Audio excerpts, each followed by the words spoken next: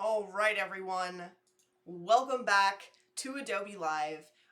Big shout out to Elise, who was on just before me for that awesome segment. It is always super cool to see you on Adobe Live. Welcome in, everybody. Seriously, on fleek, get it, Val. I'm trying. Like, we're supposed to be spooky these 2 weeks. I am trying to be like as sharp and like super villain for you folks as I can be. Okay. My name is Voodoo Val, and I'm going to be your host today for the Photoshop Daily Creative Challenge. This is our challenge number 1 of this new 2-week segment, and I am super excited to kind of jump into what I have planned for you folks today. Konata, my friend, it's good to see you. Joe, Mona, RD, Clarissa, Colby, Judith, Mike, it's good to see all of you folks in the chat. If you are over on the YouTube channel and you're like, who is Voodoo Val saying hi to? I don't see any of these people here. They could either be ghosts, because it's the time of spoops, or they could be over on behance.net/live. So if you're on YouTube, please come over to Behance, because that is where I am going to be watching the chat and answering questions and all that good stuff for the duration of our challenge this morning.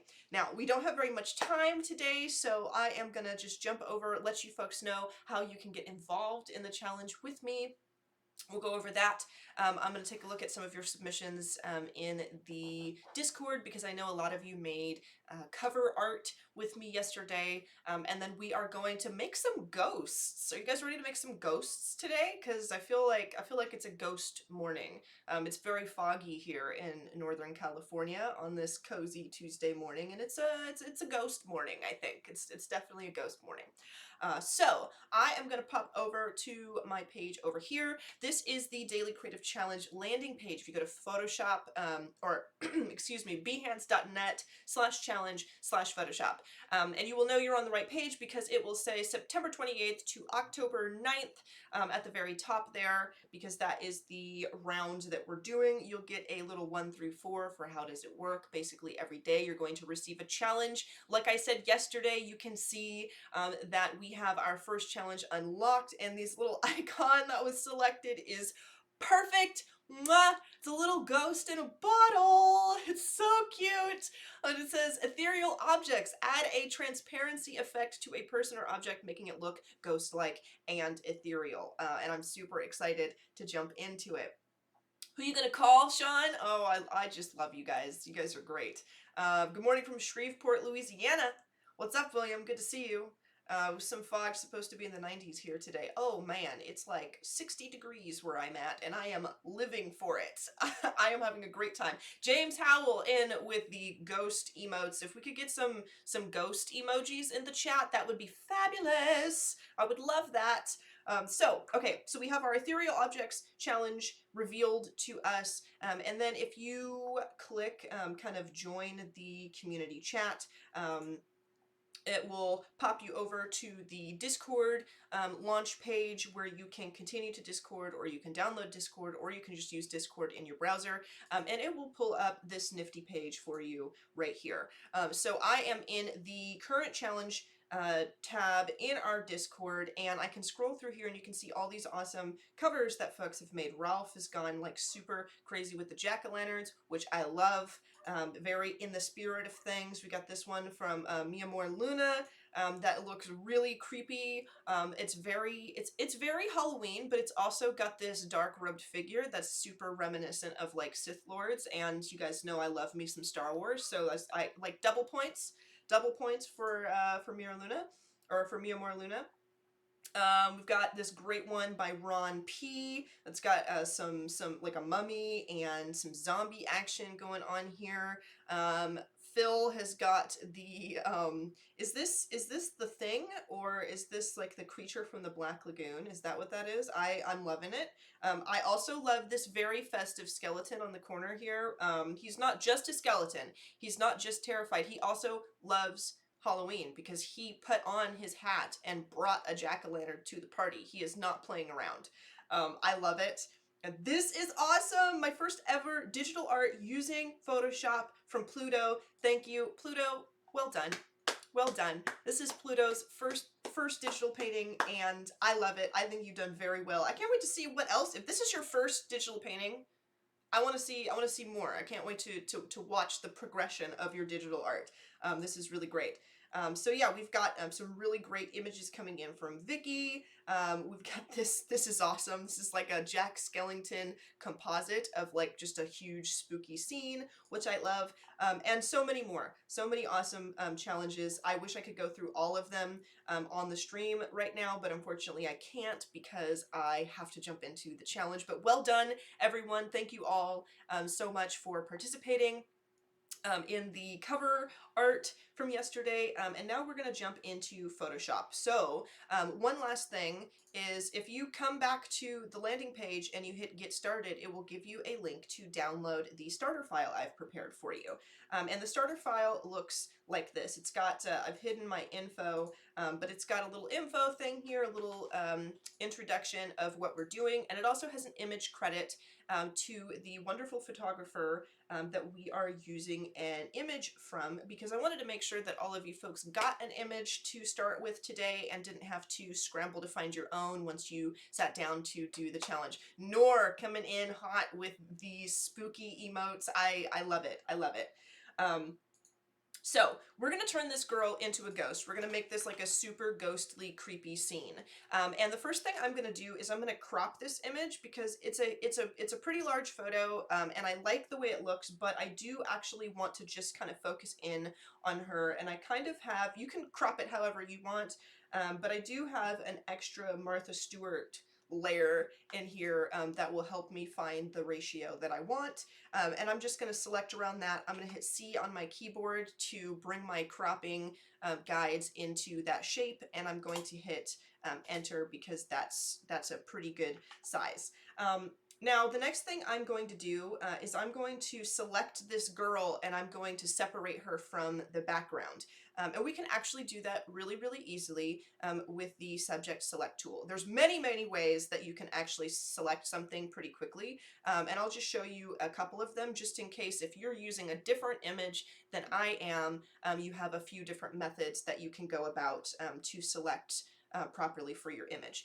So if you are selected on your Ghost Girl layer, you can just hit Subject Select up here at the top, and it'll do a little thinking, and then it does actually a pretty good selection. And you can come in here, and you can see there are certain things that are not really selected, like her hair tie and all that stuff, and there's some little tiny pieces in and around the edges of her that are not selected. Well, actually, you know, that's pretty clean. That's pretty good.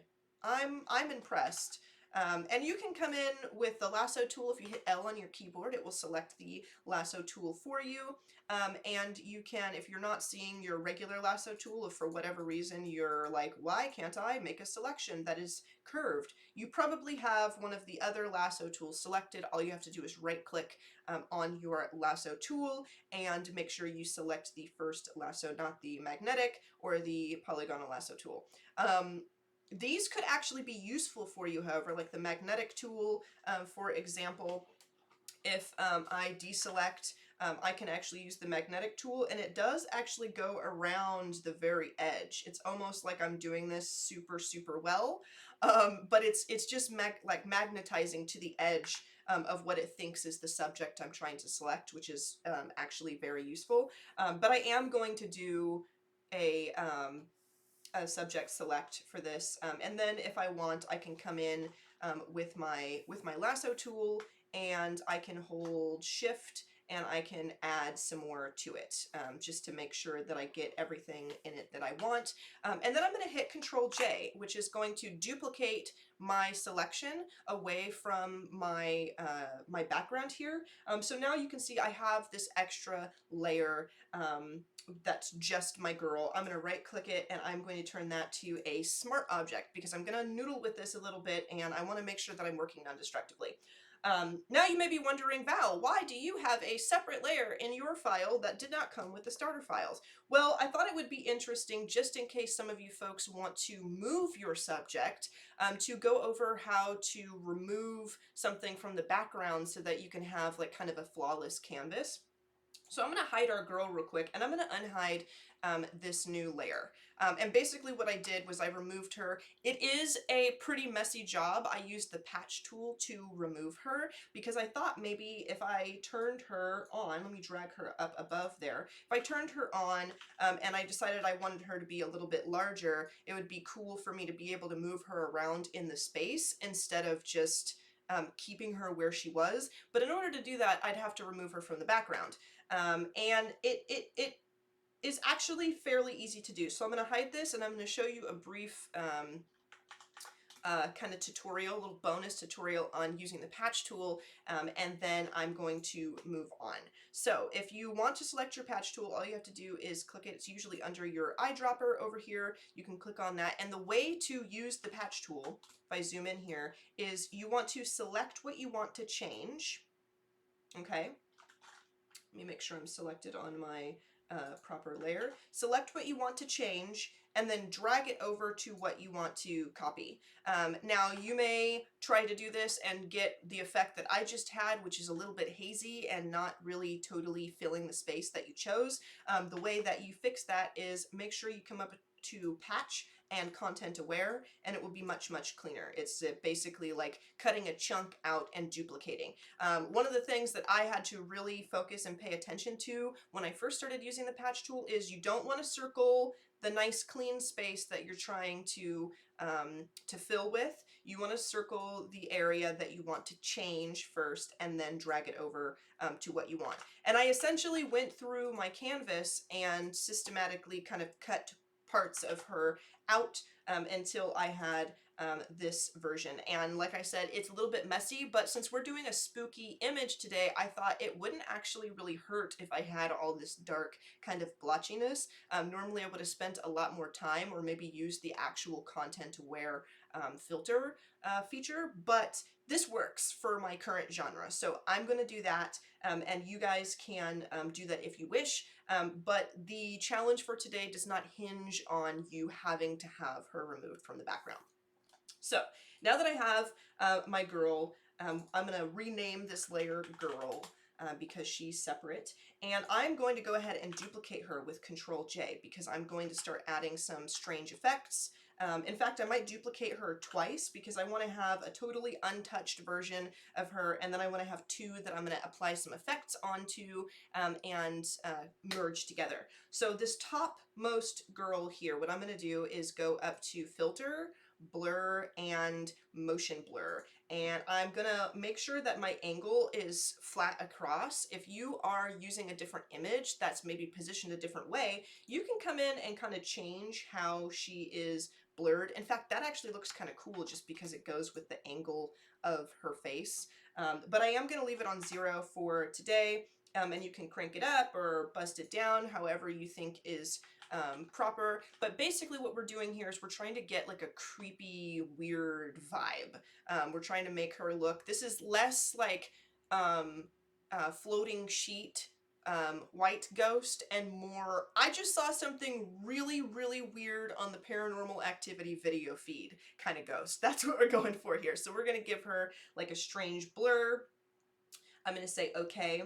I'm going to hide my filters on my layer here just so I can keep an eye on what I've got. And then I'm going to apply a mask to this. So your mask button is actually this little rectangle down at the bottom here with the dot on it. And I'm going to go ahead and apply a mask. And it will give me this masking effect here. And if you paint on this mask with white or black, it'll add and subtract from your image. And what I want to do is hit B on my keyboard to select my brush, make sure that I have black selected, and I'm going to zoom in here and just kind of click onto her face because I do want a little more of her face revealed in this, and I want it to be obvious that we're looking at a girl and a person. So now that I have those, what I'm going to do is I'm going to convert this to a smart object by selecting both of these, the topmost and bottommost girl. I'm going to right click and say convert to smart object. Again, this is a really great way to work non-destructively if you are wanting to group things or have things on the same layer, but maybe a group won't work because you need to have like one layer to edit or to apply filters to. And using the smart objects in this way also still allows you to convert them to layers afterward if you really want to. It will destroy any filters that you put on this smart object, but if you really need to, you can go back and revert to all of your previous layers, which is really nice. So I'm going to do that. So now I have this strange blurry girl in my piece, and what I'm going to do is I'm going to add a color to her. I'm going to make her look a little bit ethereal, and a way that you can do that is by double clicking, and you can do a color overlay if you really want to, and you can kind of flip through all of the different modes if you want to figure out what kind of effect you want this to have. But another way that you can do this actually is just by going to your adjustment layers here, which is this little circular button at the bottom that's got, it's kind of like a half moon shape. And you can click that and just go to solid color. I'm going to select kind of an ethereal, creepy blue color and say okay. And I'm going to apply this solid color layer as a clipping mask to my girl, and then I'm going to cycle through some of these blending modes until I find one that I think kind of embodies the right idea here. This color dodge is creepy. We can cycle through and see if we find, actually that vivid light is pretty cool. That is pretty neat. If you want to change the color afterward, all you have to do is double click that color icon on the color layer, and you can actually go through and change it. I like that. I like that because she's a little bright like on the face area, but it still like shows a lot of the detail in her face, which is cool.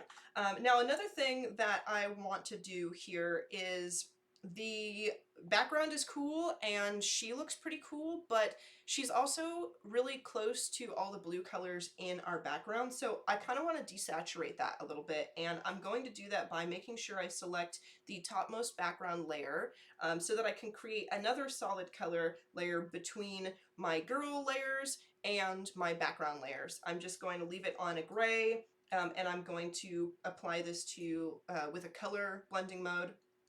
And then depending on what you want, you can turn the opacity down a little bit. I'm going to desaturate it just a tiny bit so I still have some colors going on. And then I have my main girl in the front. And the last thing I'm going to do is I'm going to make her look creepier. So we have this girl kind of stalking through our hallway real quick, and we have like kind of a eerie, ominous scene going on. But I think that she needs to be a little spookier. So I'm going to grab my girl layer and I'm going to hold shift and click my color fill layer and say Control G just to group them together. I'm going to call this original girl, so that maybe I should spell girl right. There we go. Original girl. So I know that these are my original files here. I'll duplicate this, convert to a smart object, and then I'm going to duplicate it one more time because I'm going to add two strange layers. And what I'm going to do is I'm going to select this one, hiding that second one that I made. I'll come to my filters, and I'm going to put a distort filter on this. I'm going to go to distort and wave. And you can see I've got my little preview window here. You can see where all the weird strangeness is kind of coming in. And this actually looks kind of all right. What I want to do is I want to just make strange distorted versions of her that I can then overlay around her to give her this weird ethereal otherness to her. So I'm going to say okay on this. That is so creepy. I'm going to hit V to snag my move tool, and I'm just going to start like kind of placing her around. I might even transform and like rotate this a little bit just so that it is kind of out to the side like so. I'm going to grab a blending mode. I'm going to flip through these until I find, yeah, there we go. Now it's getting spookier. I'm going to do this and then apply a mask to that. Because I want to be able to come in with a brush on my mask layer and kind of subtract certain portions out of this. I really like how the camera that's in her hand is distorted, and some of these designs on her shirt are kind of like pulled and wrenched to the side, but I don't like that her shoes like place a weird, strange version of her shoes around her feet. And then I might even take a little bit of this other face out just so that it's subtle. And we'll do it one more time with the other one. So let me unhide that. We'll come up. We will go to filter, we will go to distort and wave again, and then I'm going to change this a little bit. I'm going to try and noodle with these filters a little to kind of give me more of a strangeness to it. I think that works. I don't really like all the jittering though. Let's see, filter, distort, wave. Let's bring the number of generators down. And then bump that up. Or we could pull this down. Ooh, there we go. There we go. That'll probably work. Let me bring this down even more. That'll work. That'll do it. And let's also put this on, what blending mode do we have this? Screen. Let's throw this on a screen as well. Yes. And then again, we'll hit it with a quick mask. And then I am going to do the same thing I did, which is I'm just kind of clicking around with black on my mask, and I don't want this one to be as crazy as the other one, because I also don't want to distract from her actual shape. But that looks pretty terrifying. Like if I was looking at the security footage of this hallway and I saw this walking down the hallway, I'd be like, it's time to go. It's time to leave. So this is make her float up a bit. You could totally do that. Yes. This is how I would go about creating kind of an ethereal, strange ghost without doing like more of the I guess the stereotypical, like making it 100% like white or light blue and see-through. This is like there's something going on in this girl's life that is not natural. There's something is happening in this scene. I don't know, Peter. I'm not sure. But I hope that you guys like this. I do still have a few minutes left, so I might kind of noodle with some noise, maybe. We could add some noise. I could also, if I wanted to, play with the levels. If I want to do that on my background here, I could say Control L and make things a little more dark around her, which might be cool. What do you think? Yeah.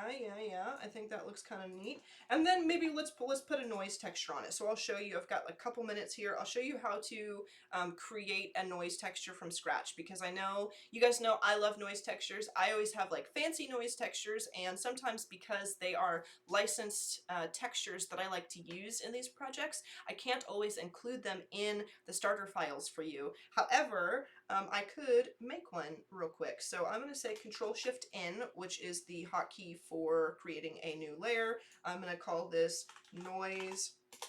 And then I'm going to paint bucket and just fill this with like a dark gray color. And I might even take my brush with a lighter color and just put some weird strangeness in here. That's my default for I'm gonna make something look odd, is just add some weird strangeness to it. So I just clicked around with like a soft round brush, and then you can go to filter, noise, add noise, and you can apply noise to it like that. You can change the amount and give it like a lot of noise.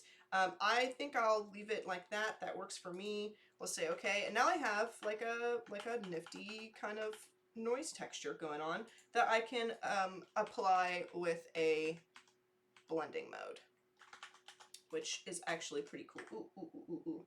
That's sort of neat. It kind of washes out our, there we go. There we go. That's what I like. So I'll put it on the soft light layer, and that is creepy and strange. I might even bring this down on our fill just slightly so it's not too bad. Trying to think. I think another thing we could possibly do is group all of this together, since I do have like a minute and a half left. I can group this. I'll turn that into a smart object, and then I might, did that change something? Yeah, it changed a little bit.